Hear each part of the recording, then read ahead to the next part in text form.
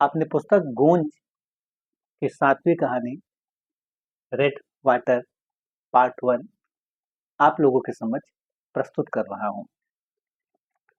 तो लाखों वर्ष पूर्व दक्षिणी द्वीप के निकट विशाल राज्य देवनगर की स्थापना राजा भूमिचंद ने कर अपने राज्य का संचालन किया।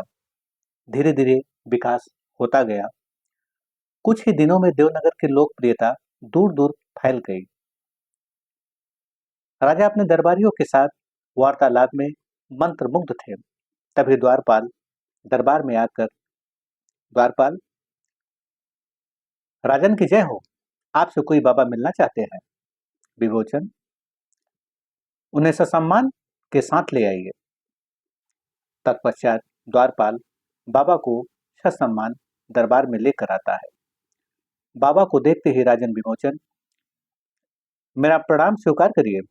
देवनगर में आपका स्वागत है। कहिए कैसे आना हुआ। राजन को आशीर्वाद दे बाबा घट। राजन, मुझे रहने के लिए एकांत स्थान चाहिए जहां स्त्री और पुरुष का आना जाना न हो। विमोचन, बाबा, ऐसा स्थान तो इस नगर में नहीं है। अगर आपके नजर में ऐसा कोई स्थान है तो बताइए, मैं आपके लिए उचित प्रबंध कर देता हूँ। बाबा घट, दक्षिणी द्वीप के अंतिम छोर पर वहीं हमारे ठहरने के लिए उचित स्थान है। विमोचन, वहां अकेले ठहरना ठीक नहीं है। उस वीरान जगह पर दाह संस्कार होता है। बाबा घट, राजन, मैं अपने आप में ही रमण करता हूँ। मुझे शरीर और संसार से क्या लेना देना। डर मृत्यु उनके लिए है जिसे अहम है कि मैं हूँ, मेरे लिए नहीं। मैं तो नित्य निरंतर अपने आप में तल्लीन रहता हूँ। विमोचन, तो ठीक है बाबा, जब आप शमशान घाट में ही रहना चाहते हैं तो वहां तक जाने के लिए अभी प्रबंध करता हूँ। तभी सेनापति ताड़क की तरफ देखते हुए राजन विमोचन, सेनापति ताड़क, जाओ, भोजन की सामग्री के साथ बाबा को दक्षिण द्वीप के अंतिम छोर पर छोड़ दीजिए। ताड़क, जी राजन। तत्पश्चात उचित प्रबंध कर सेनापति बाबा को दक्षिण द्वीप के अंतिम छोर यानी शमशान घाट तक अपने रथ पर यात्रा तय कर पहुंच जाते हैं। तभी सेनापति बाबा से ताड़क, लीजिए बाबा, आप अपने गंतव्य स्थान पर पहुंच गए। रथ से नीचे उतरकर बाबा घट, अभी नहीं पहुंचे हैं। मुझे तो मौत के रास्ते का स्वामी बनना है। ताड़क, मौत का निवास स्थल तो यही शमशान घाट है। यहाँ का स्वामी बनने में क्या फायदा। बाबा घट, जब मौत मेरे इशारे पर नाचेगी तब दुनिया समझेगी। फिलहाल तेरे न समझने में ही तेरी समझदारी है। क्या आप अपने नगर की तरफ लौट जा। सेनापति अपने रथ पर सवार हो ज्यों ही चलने को होते हैं तभी बाबा से ताड़क, यहाँ के तेज चल भी खाती है। मल के सबसे पहले इन्हीं से दोस्त। बाबा घट, बाबा घट को ऐसी हवाई से प्रेम है। इतना कहते हुए सेनापति ताड़क अपने सैनिकों के साथ देवनगर की तरफ प्रस्थान करते हैं। तत्पश्चात बाबा भोजन की सामग्री ले बीर खंडहर में चले जाते हैं। धीरे धीरे अंधेरा होता है। उसी दौरान शमशान घाट पर एक मृत शरीर का अंतिम संस्कार यानी जलते हुए मृत शरीर को देख बाबा भी उसी भीड़ में शामिल हो जाते हैं। दाह संस्कार होने के बाद सब के सब चले जाते हैं। बाबा बचे हुए राख को लेकर वीरान खंडहर में प्रवेश करता है। राख को अपने पूरे शरीर में लगाता है। उसी दौरान एक भीड़ और शमशान घाट पर पहुंचती है। बहुत कम उम्र का लड़का जो गहरी बीमारी से मर चुका था, उसके शरीर को जलाते नहीं, क्योंकि उस समय से प्रथा थी जिसकी शादी हो चुकी होती है उसके ही मृत शरीर को जलाया जाता था। मृतक लड़के के शरीर को एक बड़ा सा गड्ढा आकर उसी में दफनाकर मुंह को खुला छोड़ दिया जाता था। आखिरकार तब से सब ऐसे ही कर अपने अपने गंतव्य स्थान की तरफ चले जाते हैं। थोड़ी ही देर बाद बाबा बच्चे के शव के पास जाते हैं। शव को गड्ढे से बाहर निकाल अपने कंधे पर शव के साथ चिपक कर सोते।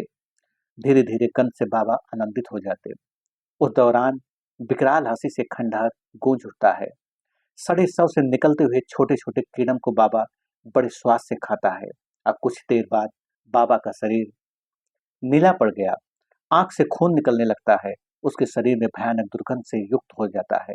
तत्पश्चात बड़ी तेजी से चिल्लाता है, बाबा घट, आए प्रेत पिशाचो, मैं प्रेत योनि में होते हुए भी अपने शक्ति से मानव शरीर प्राप्त किया।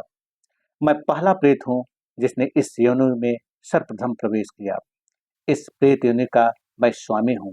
इतना कहते हुए बाबा हंसने लगता है। थोड़ी देर बाद शांत होकर बाबा घट, जानते हो, मैं सीधा साधा सरल तरीके से अपनी जिंदगी जी रहा था, लेकिन मेरी मृत्यु उस दौरान कर दिया गया जब मैं अपने प्रेमिका से संभोग में रत था। वह राजकुमारी थी, मैं आम इंसान था। इस अपराध में हम निर्णय निर्मम हत्या कर दिया गया। तब से मैं इस प्रेत योनि में भटक रहा हूँ।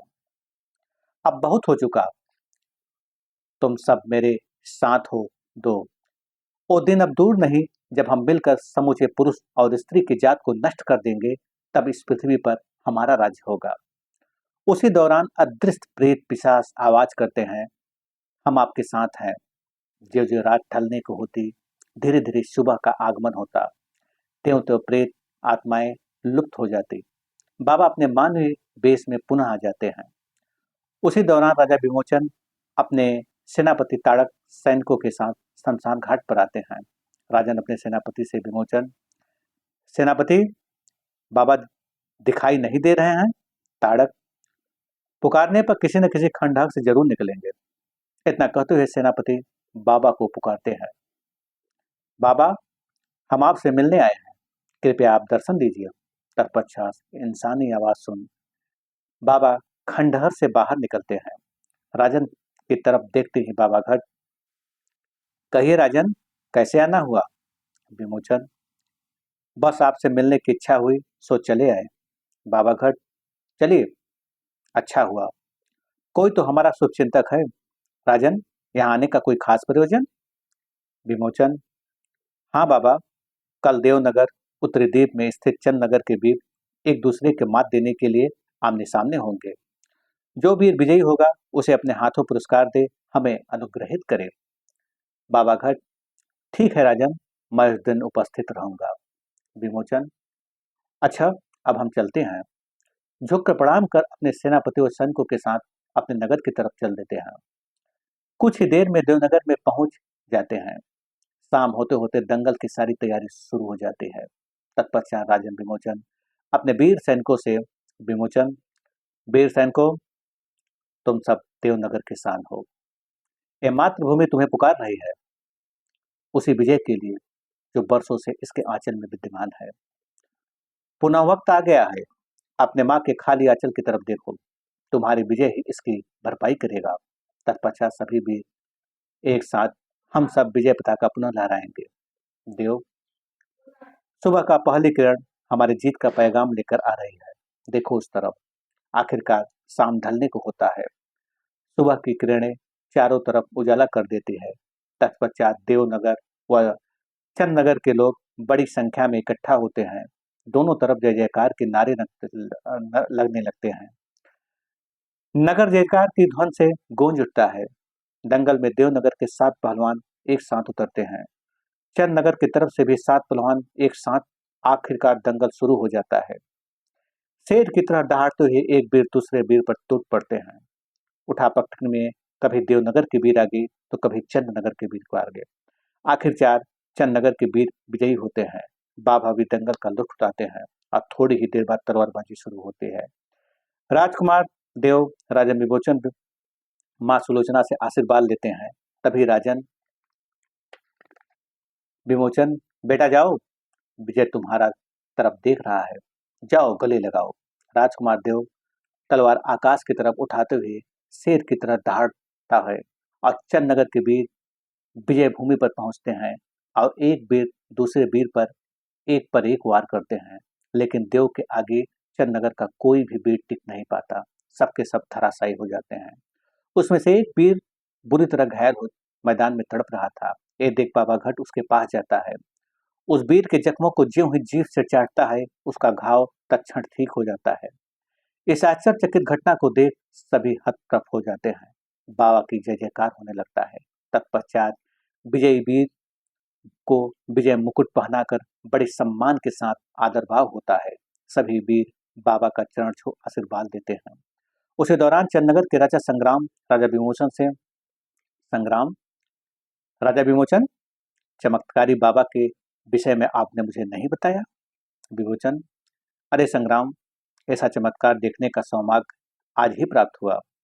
उनकी बातों को सुन बाबा घट, मैंने कोई चमत्कार नहीं किया, सब प्रभु की लीला है। जो होगा सो होने वाला है, सब उन्हीं की चाह पर होता है। अच्छा, अब हमें चलना चाहिए। विमोचन, मंत्री साकेत, बाबा को उनके गंतव्य स्थान पर छोड़ने का प्रबंध किया जाए। साकेत, जी राजन। तभी बाबा घट, नहीं राजन, इसकी कोई आवश्यकता नहीं है। मेरा रथ तो मेरे साथ न है जो कोई देख नहीं सकता। इतना कहते हुए बाबा जमीन के अंदर घुसते चले जाते हैं। आश्चर्ययुक्त स्थिति को देख सभी हैरान थे। जहां जहां से जाते वहां वहां पृथ्वी ऊंच खाल हो जाती है। पलक झपकते ही बाबा अपने नियत स्थान पर पहुंच जाते हैं। खंडहर में पहुंचते ही बाबा भयानक हंसी हंसते हुए, बाबा घट, आज मैंने इंसानी खून को चखा। उस वीर का खून प्रेत के अधीन हो गया। वह खुद ही मेरे पास खींचा चला आएगा। आखिरकार धीरे धीरे रात होने को होता है। वह वीर खुद ही खींचा चला आता है। जैसे जैसे रात होता है वैसे वैसे उसके कदमों की आहट उस खंडहर की तरफ निकल पड़ती है। और जैसे ही खंडहर में पहुंचता है, ये देख बाबा घट, आओ वीर, तुम्हारा ही इंतजार था, जाओ उस चबूतरे पर लेट जाओ। बाबा के कथानुसार वह वीर चबूतरे पर लेट जाता है। तत्पश्चात बाबा उसके पैर में प्रेत नुपा सांप से बंद उल्टा लटका देते हैं। उसके बाद नाखून से उसके गले में छेद कर देते। वीर दर्द से चिल्ला रहा था। उसकी चीख सुन बाबा प्रसन्न चित्त हो जाते हैं। बाबा टपकते हुए उस खून की धारा के नीचे बैठ जाते हैं। जब पूरा शरीर खून से भीग जाता, तब बाबा के अंदर से प्रेत किरण निकल इंसानी खून को चूसता है। जब उसके शरीर का सारा खून निकल जाता है, तब अदृश्य प्रेत उसके शरीर को खा बाबा के अंदर प्रवेश कर जाते हैं। सारी रात अदृश्य प्रेत खंडहर के समीप घूम रहे थे। जब धीरे धीरे सुबह होने को होते, अदृश्य प्रेत लाल नदी में प्रवेश कर जाते। आपको मालूम हो कि उस वक्त गंगा नदी का आगमन इस पृथ्वी पर नहीं हुआ था। सुबह होते ही चंदनगर के राजन संग्राम का सेनापति संकट खंडहर के पास आ बाबा को आवाज देता है। इंसानी आवाज सुन बाबा खंडहर से बाहर निकलते हैं। तत्पश्चात सेनापति बाबा के पास जा, संकट, बाबा, सेनापति संकट का प्रणाम स्वीकार करिए।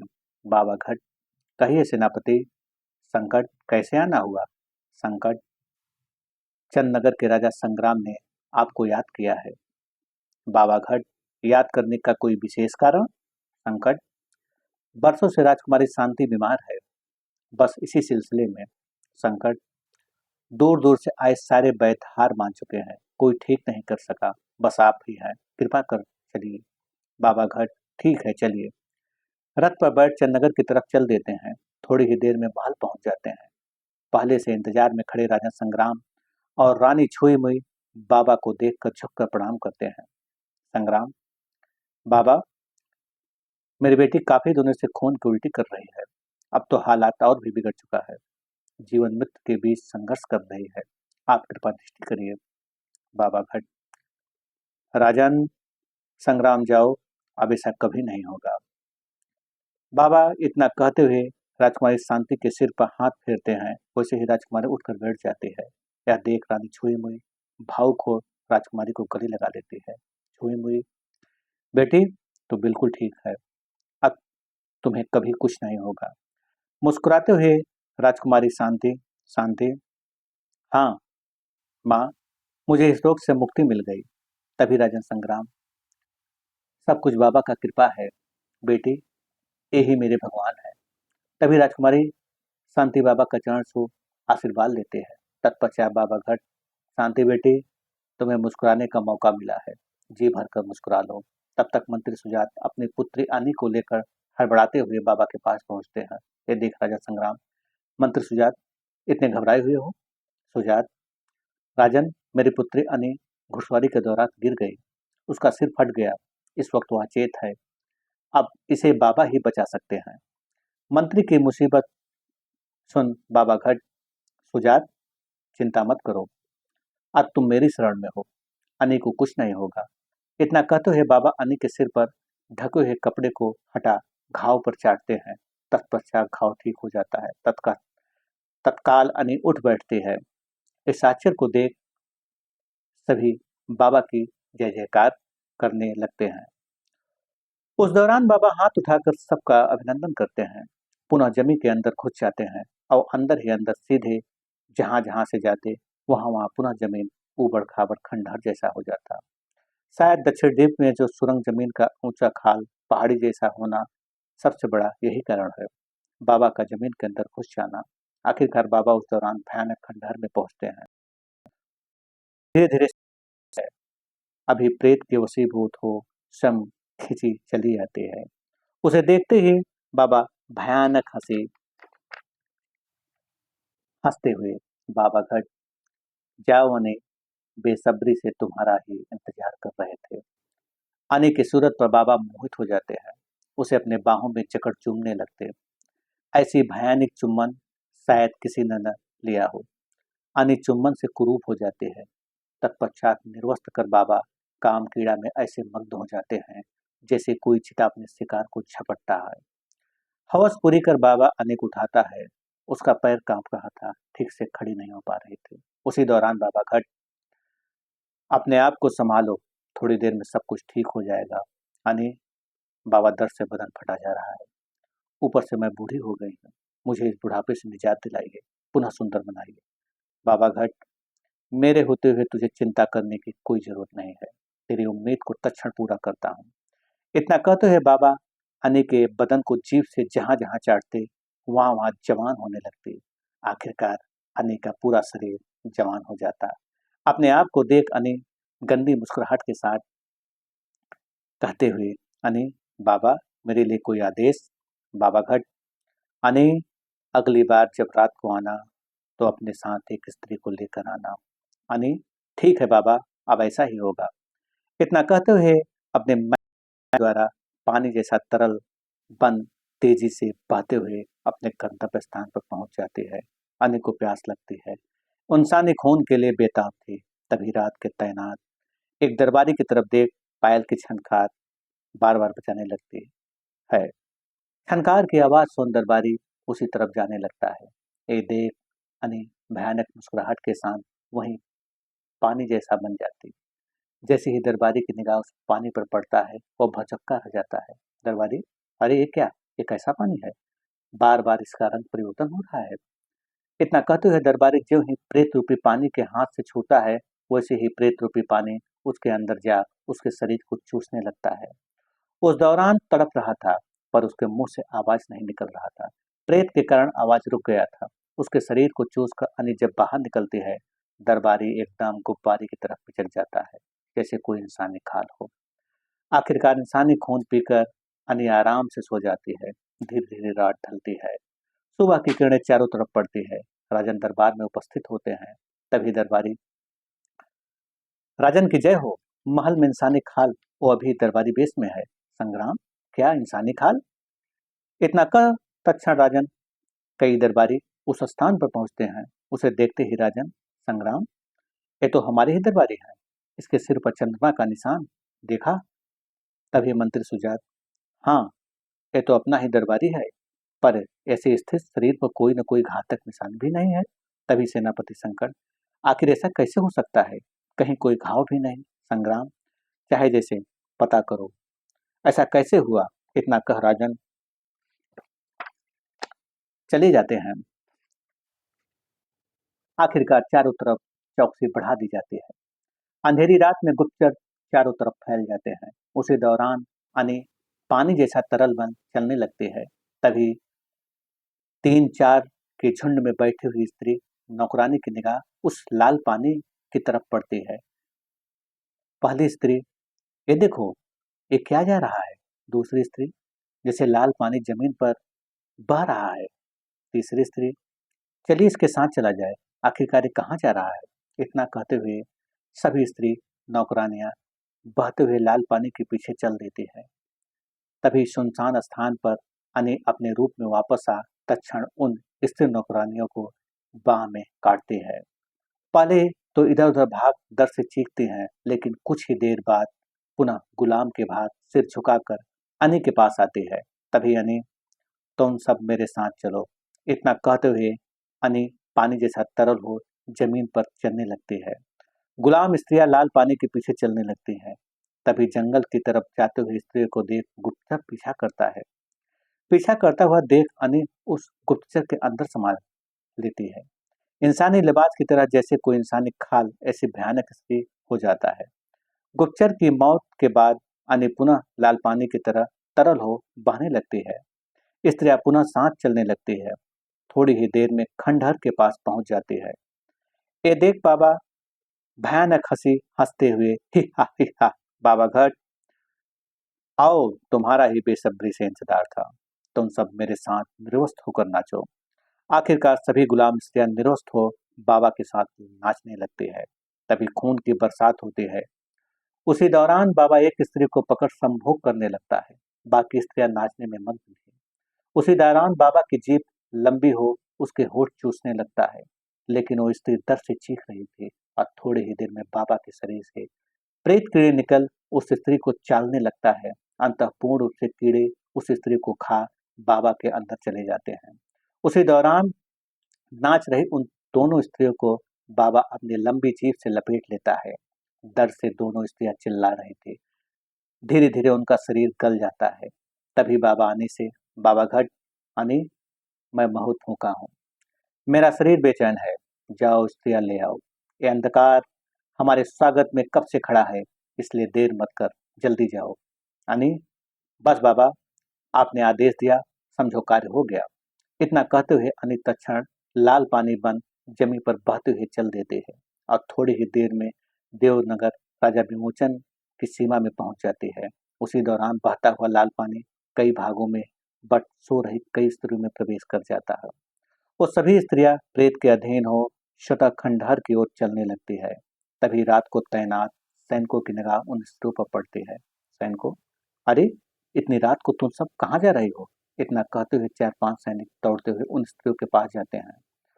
वैसे ही अन्य उन सभी सैनिकों को शरीर को चूस लेती है। उनका शरीर इस कदर हो गया है जैसे कोई इंसानी खाल। इस भयानक स्थिति को देख सैनिक भाग खड़े होते हैं। तत्पश्चात स्त्रियां पुनः आगे बढ़ती है।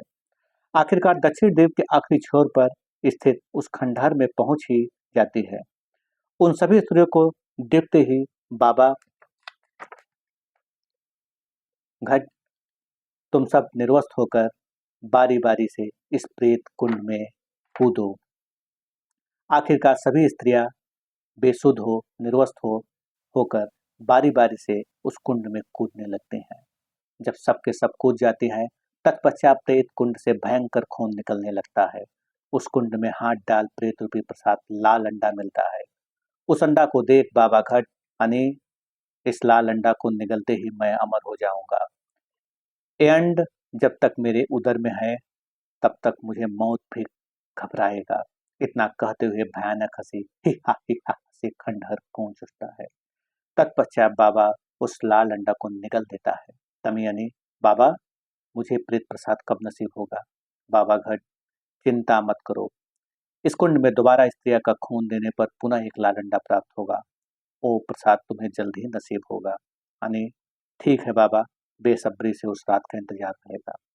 अब मुझे आज्ञा दे, सुबह होने वाला है, हमें चलना चाहिए। बाबा घट, जाओ अने। तत्पश्चात अने पानी जैसा तरल बन जमीन पर बहते हुए चल देती है। थोड़ी ही देर में चंदनगर पहुंच जाती है। आखिरकार सुबह होते ही सैनिकों में हाहाकार मच जाता है।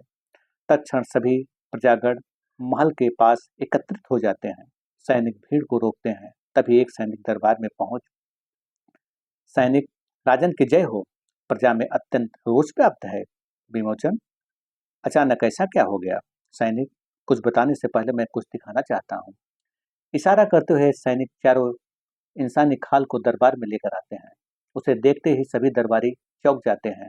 तभी राजन विमोचन, ये क्या, इंसानी खाल? सैनिक, हाँ राजन, कल रात को पचासों की संख्या में स्त्रियां न जाने कहाँ जा रही थी। उस बहते हुए लाल पानी के पीछे ऐसे चल रही थी जैसे बहता हुआ जल समुद्र में मिलने के लिए बेताब हो। इस आश्चर्य को देख सब सैनिकों ने स्त्री को रोकना चाहा। तभी बहता हुआ लाल पानी उनके अंदर समा इंसानी खाल में परिवर्तित कर दिया। उन स्त्री का कहीं कोई पता नहीं। विमोचन, आखिर ऐसा घोर आश्चर्य में कौन सी सच्चाई छुपी हुई है, जल्द से जल्द मालूम करिए। इतना कहते हुए राजन विमोचन महल से बाहर निकलते हैं। राजन को देखते ही प्रजागण चिल्लाने लगते हैं। उसी दौरान राजन हाथ हिलाकर शांति का संदेश देते हैं। विमोचन, शांत हो जाओ, कहीं ऐसा न हो कि अशांति हमारे देश की खुशियां को चूर चूर न कर दे। इसलिए शांति बनाए रखो। शांति ही हर समस्या का समाधान कर सकता है। तभी एक बूढ़ा सामने आकर, राजन, इस तरह की उत्तम दशा से ही उत्तम समाज का जन्म होता है। यदि हम इन्हीं की रक्षा न कर पाए तो समाज पतन की ओर जाने लगता है। विमोचन, स्त्री सागर है जिनमें संसार समाया हुआ है। इसी सागर की भांति आप सब अचल और स्थिर रहिए, शांत रहिए। राजा की शक्ति प्रजा की शक्ति में ही व्याप्त है। इसलिए अपने राजा को शक्तिमान बनाइए। जल्द ही गायब हुई स्त्रियों को खोज निकालेंगे। आखिरकार राजन की जय जयकार होने लगती है। राजन हाथ हिलाकर प्रजा का अभिनंदन करते हैं। उसी दौरान चंदनगर के राजन संग्राम का आगमन होता है। देखते ही राजा विमोचन एक दूसरे के गले लग जाते हैं। विमोचन, आइए मित्र, देवनगर में आपका स्वागत है। मित्र, तुम्हें मालूम है कि मेरे मन में तुम्हारे नाम का ही दिया चल रहा है। मुस्कुराते हुए राजा संग्राम, इसलिए उस रोशनी से मिलने चले आए। विमोचन, तब तो देख रहे होंगे इस रोशनी में अनोखी परेशानी को, जो बताना चाहती है कि देवनगर में अचानक स्त्रियों का गायब होना तथा मेरे सैनिकों का खाल बन जाना, जिसका कारण लाल पानी जो जमीन पर बहता हुआ चलता है। आखिरकार क्या राज है इस बहते हुए जमीन पर लाल पानी का? संग्राम, चंद्रनगर भी इसी मुसीबत से परेशान है। उसकी आंखें अंधी हो चुकी है। उसी दौरान देवनगर के मंत्री साकेत, जहां तक मैं समझता हूं, इस घटना के निवारण के लिए बाबा घाट से परामर्श लेना अत्यंत आवश्यक है। तब तक चंद्रनगर के मंत्री सुजात, तो देर किस बात की, हमें शीघ्र ही बाबा के पास चलना चाहिए। तब तक राजन राजकुमार देव, पर इस वक्त बाबा से मुलाकात हो सकता है? तब तक सेनापति ताड़क, किसी भी वक्त जाइए, पुकारने पर बाबा दर्शन जरूर देंगे। विमोचन, तब तो ठीक है, हमें शीघ्र ही चलना चाहिए। संग्राम, हाँ, यही उत्तम होगा। आखिरकार सब के सब अपने रथ पर सवार हो दक्षिण द्वीप के अंतिम छोर पर स्थित शमशान घाट पर पहुंच बाबा को पुकारते हैं। इंसानी आवाज सुन बाबा खंडहर से बाहर निकलते हैं।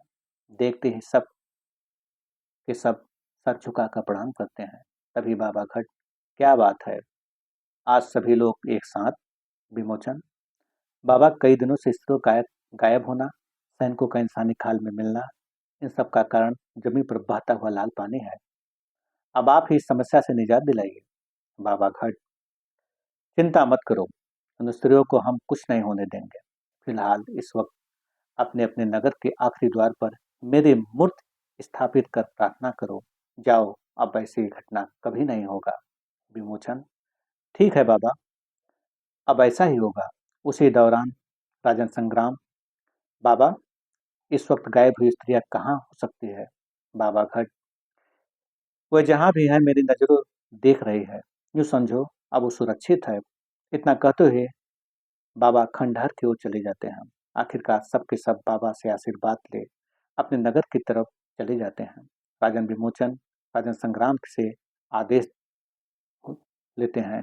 अब कुशल कारीगर दक्षिण द्वीप उत्तरी द्वीप के बीच बीच मंदिर बनाने का कार्य शुरू होता है।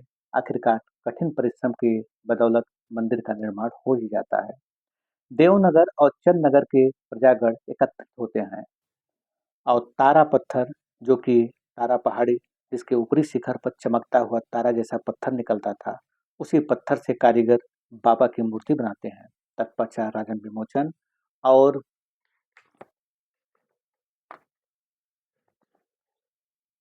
राजन संग्राम बाबा की मूर्ति स्थापित करते हैं और सारे प्रजागण एक साथ बाबा की जय जयकार करने लगते हैं। तारा पहाड़ी से भिंगरू वृक्ष से प्राप्त फल जो चमकता हुआ तारा जैसा था, उसी फल को प्रसाद के रूप में वितरण किया जाता है। चारों तरफ हर्षोल्लास से नगर गूंज उठता है। उसी दौरान राजा विमोचन प्रजागण की तरफ देखते हुए, विमोचन, अब आप सब निर्भीक होकर जीवन का आनंद लो। बाबा के चरण को हृदय में बसाकर एक नई जिंदगी जियो। उसी दौरान राजा संग्राम, अब आप लोग निश्चित रहिए, स्त्रियां जहीं कहीं भी है सुरक्षित है। बाबा जल्द ही उन सबको लेकर आएंगे। तत्पश्चात प्रजागण बाबा की जय जयकार करने लगता है और थोड़ी देर में राजा संग्राम, रानी छुई मुई अपनी बेटी शांति के साथ राजा विमोचन के महल में पहुंचते हैं। सबके सब स्वादिष्ट पकवान का आनंद लेते हैं और उसी दौरान रानी सुलोचना शांति की तरफ देखते हुए, सुलोचना, मेरे खाली आंचल की तरफ देखो, अब इसकी भरपाई का वक्त आ गया है। विमोचन, रानी सुलोचन, मैं कुछ समझा नहीं। सुलोचना, इसमें समझना क्या है? बरसात के मौसम में फूल की खुशबू खुद ही चारों तरफ फैल महका देती है। आज वो फूल हमारे सामने है, शांति जिसे मैं बहू के रूप में देख रहे हूँ। विमोचन, मेरे घर चांद आया, मैं आकाश की तरफ देख रहा हूँ। ये तो हमारे लिए सौभाग्य की बात है। ये चांद हमारे घर की शान है।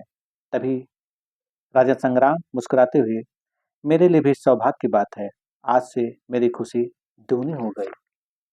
अब रेड वाटर पार्ट 1 का दूसरा भाग आगे मिलेगा।